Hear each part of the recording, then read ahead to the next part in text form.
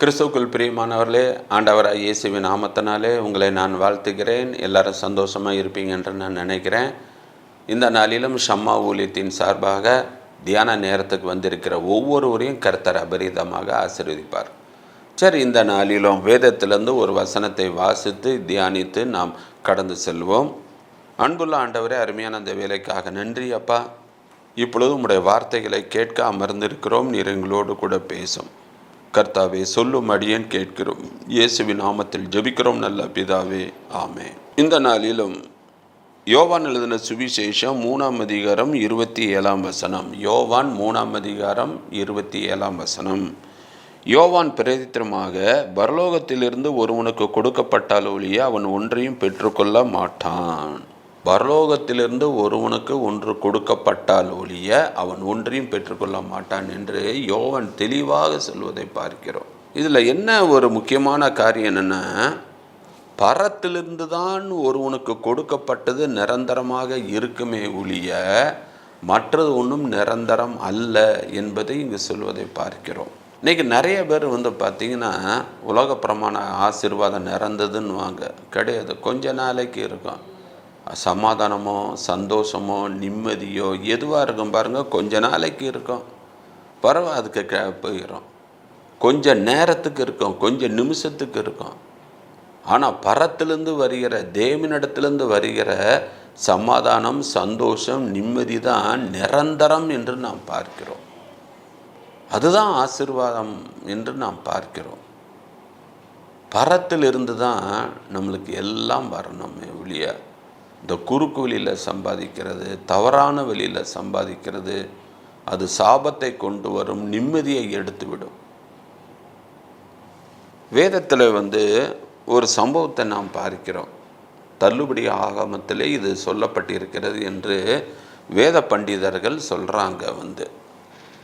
சாலமன் ராஜா ஒரு நாளைக்கு குதிரையில் நாட்டை அப்படியே சுற்றி பார்த்துட்டு இருக்கும் போது, காட்டு வழியாக போகும்போது ஒருத்தன் விறகு வெட்டிக்கிட்டு இருந்தானா. அப்பொழுது ராஜா கீழே இறங்கி, எப்பா விறகு வெட்டி கொண்டு இருக்கிறாயே, உன் பேர் என்னன்னு கேட்கும் பொழுது என் பேர் சாலமன் சொன்னானா.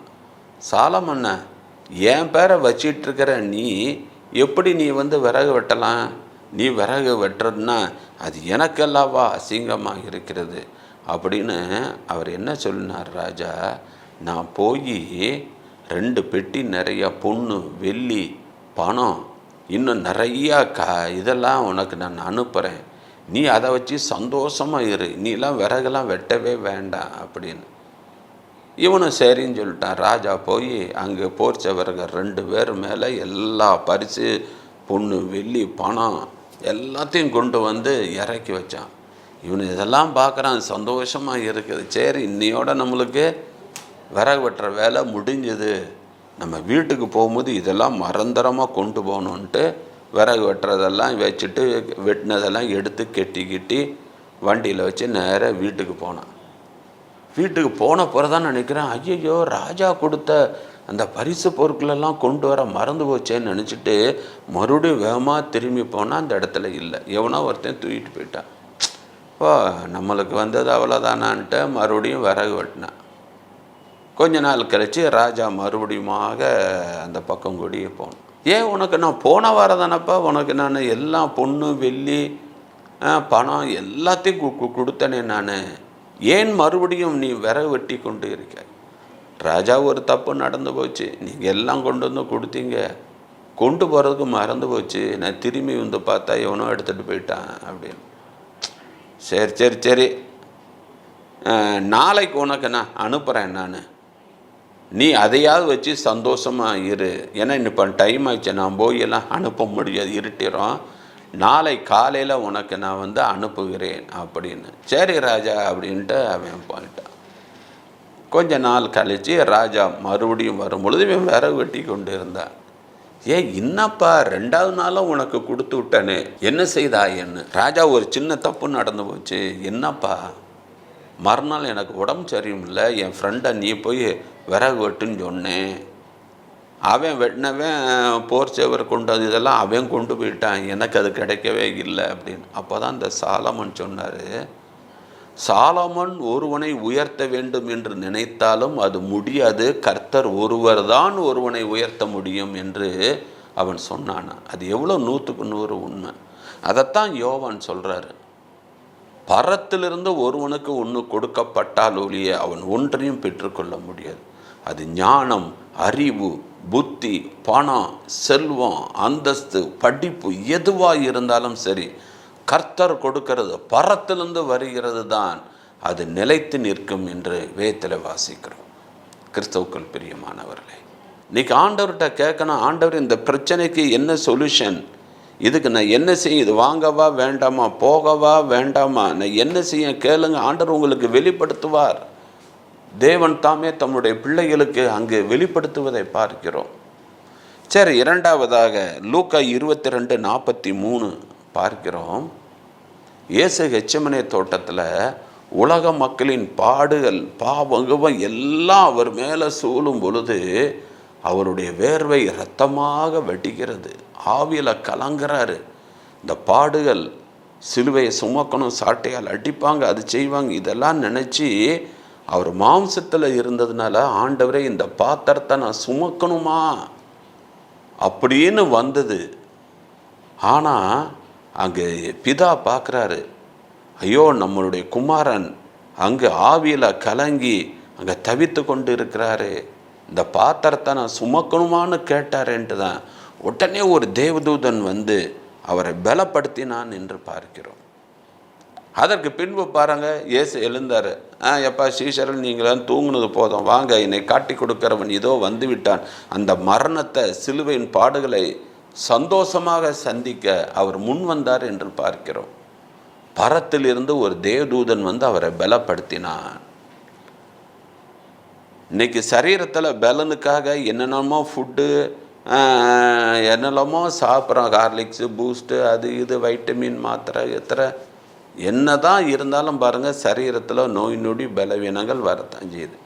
ஆனால் நம்ம சரீரத்துக்கு ஒரு பரத்திலிருந்து ஒரு வல்லமை, ஒரு தேவதூதன் வந்து நம்மளை பலப்படுத்தும் பொழுது ஆண்டவருக்காக ஓட முடியும், ஒரு மதிலை தாண்ட, சேனைக்குள் பாய, கர்த்தரின் பட்சத்தில் இருக்கிறார். இதெல்லாம் என்ன செய்யணும், இந்த பிரச்சனைகளை ஃபேஸ் பண்ணுறதுக்குரிய பலன் பரத்திலிருந்து வருகிறதை பார்க்கிறோம்.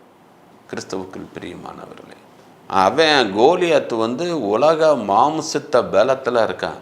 ஆனால் தாவீது, நீ நிந்தித்த இஸ்ரவேலின் இராணுவங்களின் தேவனாகிய கர்த்தருடைய நாமத்தினாலே வருகிறேன், கர்த்தருடைய பலன், ஆண்டவர் அவன் கூட இருக்கிறாரு, ஆலோசனை சொல்கிறாரு.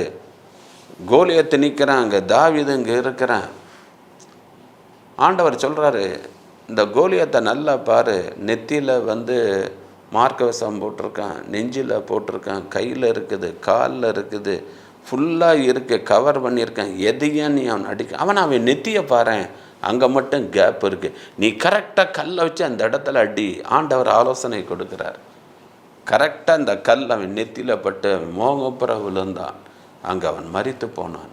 கிறிஸ்தவுக்குள் பிரியமான, பரத்திலிருந்து தான் நம்மளுக்கு ஆலோசனை வரணும், பரத்திலிருந்து தான் நம்மளுக்கு பலன் வரணும், பரத்திலிருந்து தான் நம்மளுக்கு வெளிப்பாடு வர வேண்டும். அடுத்ததாக யோவான் 19:11 பார்க்கிறோம். வந்து பிலாத்து கேட்குறான் இயேசுட்ட, உன்னை விடுதலையாக்கவும் எனக்கு அதிகாரம் உண்டு, உன்னை சிலுவையில் அறையவும் எனக்கு அதிகாரம் உண்டுன்னும் போது ஆண்டவர் சொல்வார், நோ நோ நோ, நீ தப்பு கணக்கு போடுற, பரத்திலிருந்து உமக்கு அதிகாரம் கொடுக்கப்பட்டால் ஒழிய நீ என்னை ஒன்றும் செய்ய முடியாது. எவ்வளோ பெரிய உண்மை பார்த்தீங்களா? அங்கு ஜனங்களுக்காக மரிக்க வேண்டும் என்பது தேவனுடைய சித்தம். அது இவன் நினச்சிக்கிறான், நான் தான் உனக்கு மரண தண்டனை வழங்க போகிறேன்னு. நெவர். உன் அதிகாரம்லாம் எடுபடாது, பரத்திலிருந்து அதிகாரம் வரணும். கிறிஸ்துவுக்குள் பிரியமானவர்களே, நம்மளுக்கு அதிகாரம், வல்லமை எல்லாம் தேவன் தர்றதுங்க. லூக்கா 10:19 எடுத்து வாசித்து பாருங்கள். சகல அதிகாரம் உங்களுக்கு நான் கொடுக்கிறேன். ஆண்டவர் தான் நான் கொடுக்க முடியும். அந்த சகல அதிகாரம், சர்ப்பங்களை மிதிக்க, தேள்களை நசுக்க சகல அதிகாரம். தைரியமாக நாம் வந்து இயேசுவின் நாமத்தினாலே பிசாசுகளை விரட்டவோ, சர்ப்பங்களை மிதிக்கவோ, இயற்கை மீது நம்மளுக்கு வல்லமை கொடுக்கிறார், அதிகாரம் கொடுக்கிறார். அதை நம்ம யூஸ் பண்ணணும். கிறிஸ்துவுக்குள் பிரியமானவர் அதைத்தான் இங்கே பாரு, பரத்திலிருந்து வரணும். குறுக்குழியில் சம்பாதிக்காதீங்க, தவறான வழியில் சம்பாதிக்கிறாங்க. மனுஷனை நம்பாதீங்க. உங்கள் படிப்பு, பட்டம், அந்தஸ்து, செல்வாக்கு இதெல்லாம் நீங்கள் நம்பாதீங்க. அதெல்லாம் ஒன்றும் இல்லாமல் போயிடும். பரத்திலிருந்து வருகின்ற ஒவ்வொன்று தான் நம்மளுக்கு நிரந்தரமானது. கடைசியாக யாக்கோபு 1:17 என்ன வாசிக்கிறோம்? அங்கே யாக்கோபு சொல்கிறார், பரத்திலிருந்து வருகின்ற தேவ ஞானம், பரத்திலிருந்து வருகின்ற ஈவு. அங்கே அதைத்தான் பொறுக்கிறோம். பரத்திலிருந்து தான் ஒரு உதவி வரும், பரத்திலிருந்து தான் வரங்கள் வரும். அதை நான் மறந்து போகக்கூடாது. ஒருவன் குறுக்குழியில் சம்பாதிக்கணும்னு நினச்சான். இது ஒரு வேடிக்கையான கதை, உண்மை கிடையாது, ஒரு கதை. குறுக்குழியில் சம்பாதிக்கணும்னு நினச்சி சில காமிக் புக்கு, முந்திலாம் நான்லாம் சின்ன பையனாக இருக்கும் போதெல்லாம் இந்த இரும்பு கை மாயாவி அப்படின்னு சில காமிக்ஸ் புக்கெலாம் இருக்கும். ஒருத்தன் அதில் பார்க்கும்போது தென்னாப்பிரிக்காவில் ஒத்த கண் மனிதன் இருக்கிறதாக ஒரு காமிக்ஸ் புக்கில் அந்த கதைகள்லாம் வரும். இவன் வாஸ்தவ உடனே நம்மளும் தென்னாப்பிரிக்காவுக்கு போய் ஒரு கண் மனுஷனை கொண்டு ஒவ்வொரு ஊர்லேயும் 10 நாள் டென்ட்டு போட்டு ஒத்தக்கண் மனுஷனை பார்க்கணுமா, 10 ரூபா டிக்கெட்டுன்னா எல்லாரும் வருவாங்க, நம்மளுக்கு பணம் கொட்டும் அப்படின்னு நினச்சி நேராக தென்னாப்பிரிக்காவுக்கு போயிட்டான். அங்கே போகிறேன், சாயந்தரம் நேரம் ஆச்சு, ஒரு கட்டில் படுத்து தூங்குறேன். காலையில் எழுந்திரிச்சு ஒத்தக்கண் மனுஷனை பிடிச்சிட்டு போய் நம்ம ஊருக்கு கொண்டு போய் ஒவ்வொரு ஊர்லேயா 10 நாள் டென்ட்டு போட்டு டிக்கெட் அடித்து துட்டு சம்பாதிக்கணும்னு. காலையில் தூங்கி கண்ணை முழிக்கும் போது வெயில் சூரிய ஒளி கண்ணில் படுது. காதில் பார்த்தீங்கன்னா அவ்வளோ விசில் சத்தம், 2 கண் மனுஷன் 10 ரூபா டிக்கெட்டு அப்படின்னு சத்தம் கேட்கு. இவன் கண்ணை திறந்து பார்த்தா இவன் ஒரு கூண்டுக்குள்ளே இருக்கான். இவனை வச்சு அங்கே வியாபாரம் நடந்துகிட்ருக்கு. இவன் ஒத்த கண் மனுஷனை பிடிச்சிட்டு கூண்டுக்குள்ளே வச்சு துட்டு சம்பாதிக்கணும்னு நினச்சி போனால் நடந்தது என்னென்னா, அந்த ஒத்த கண் மனுஷனெல்லாம் இவனை பிடிச்சி கூண்டுலுக்க போட்டு 2 கண் மனுஷனை பார்க்க வாங்கன்னு இவனை வச்சு துட்டு சம்பாதிச்சானே. வேடிக்கையாக இருக்குது அல்லவா? அது மாதிரி தான் நிறைய இவங்க செய்வாங்க, அவங்க செய்வாங்க, அதில் சம்பாதிச்சிரும், இதில் சம்பாதிச்சிடும், நான் பெரிய கோடீஸ்வரன் என்னென்னலாமோ போகிறாங்க, எல்லாம் ஜீரோ. மறந்துடாதீங்க, மனுஷன் எடுக்கின்ற எல்லா முயற்சியும் ஜீரோ. இன்றைக்கி நம்ம என்ன செய்கிறோங்கம்மா, முயற்சியெல்லாம் எடுத்துகிட்டு கடைசியில் ஆண்டவரேன்னு இந்த ஒன்றை கொண்டு வைக்கிறோம் ஆண்டவரை. அவ்வளோ ஜீரோக்கும் மதிப்பு இல்லை.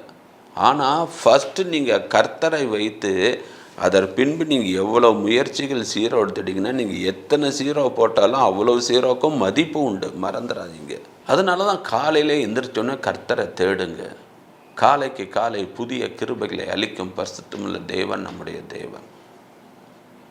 ஒரு காரியத்தை மட்டும் மறந்துடாதீங்க, பரத்திலிருந்து வருகின்ற காரியம், அது ஞானமோ அறிவோ புத்தியோ ஞாபக சக்தியோ எதுவாக இருந்தாலும் சரி, பரத்திலிருந்து தான் உங்களுக்கு வரணும். அதுதான் உங்களுக்கு ஆசீர்வாதம்.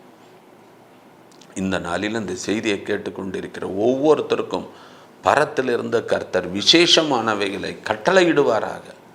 அதற்கு நாம் தலையை தாழ்த்தி ஜெபிப்போம். அன்புள்ள ஆண்டவரே, அருமையான அந்த வேலைக்காக நன்றியப்பா.